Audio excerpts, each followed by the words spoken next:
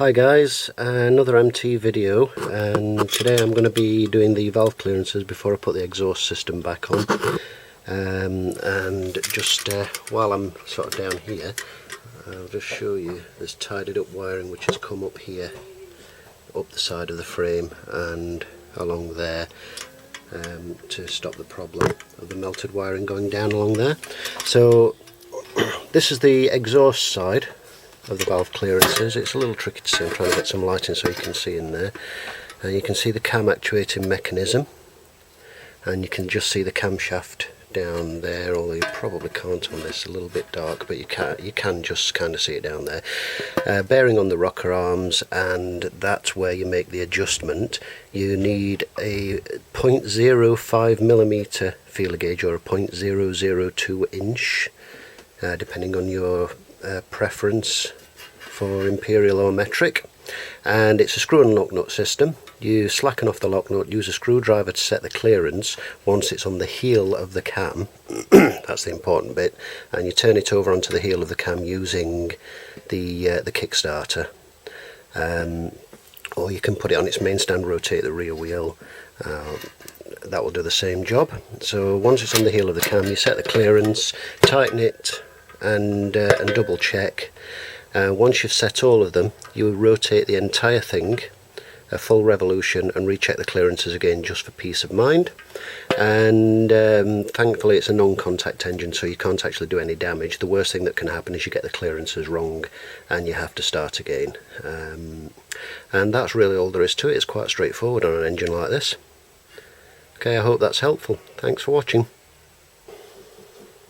Okay, I'm just going to expand a little on what I was saying back there. Obviously there's a few bits you need to take off before you can attack the valve clearances themselves, so I'm just going to kind of go through that. So you need the seat off and the petrol tank off. The seat has to come off before you can get the petrol tank. Single bolt there, slides off these bungs and slides back. Disconnect your fuel line, make sure that the fuel tap is off, and then prop it up on a handy project that's sitting waiting attention, or on the floor, or wherever's convenient. If you have to prop it up right, just take care that you don't leak petrol everywhere.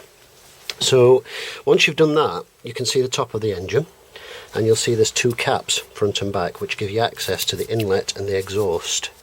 Now the exhaust side is off. They're held by three bolts, three 10mm bolts in this case. I don't know if that's common. It could be Allen bolts or something, I guess. And I'm just undoing the inlet side as well, so I can adjust the whole thing, turn it over, recheck, and then reseal everything. This is the exhaust side, which has the valve lifter in place. See if I can just twizzle that so you can see how that works. Let's try and get that in the light for you. And it's basically just a bit of spring steel. Very, very simple.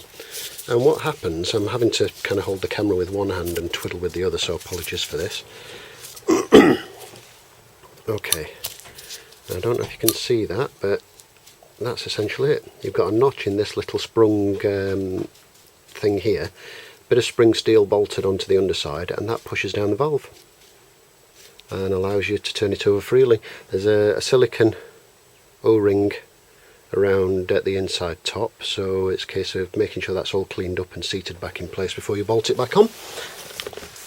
And the rear one will be very much of a muchness, but you have a tube which comes up to the filler neck here as well, so you'll need to unbolt that. Also this clamp here, which is where your decompression lever cable fits, so make sure you don't lose that. It's two bolts holding that on, one on either side of each of the top plates.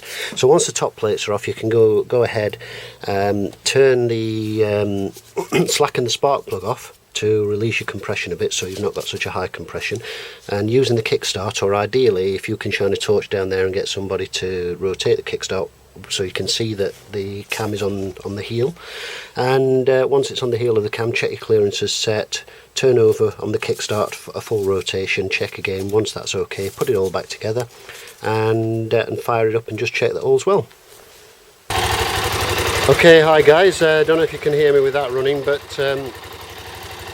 that's the wiring rerouted, the valve clearance is done, and what I'm doing at the moment is just running this because I've painted the exhaust pipe and refitted it. And what I've also done is heat wrapped it, because I had some tape from what I was going to use on my Z650, which I never got round to before the bike was sold. So it was sitting there, and what the heat wrap does is it increases the insulation on the pipes, increases the heat, which the hotter the pipes get, the faster they draw out, which increases scavenging, and therefore the more you get out, the more you get in, so it increases performance. Of course, the real reason I've done it is because I think it looks cool, and nothing to do with the above at all. So yeah, as you can see, it's bedding in there.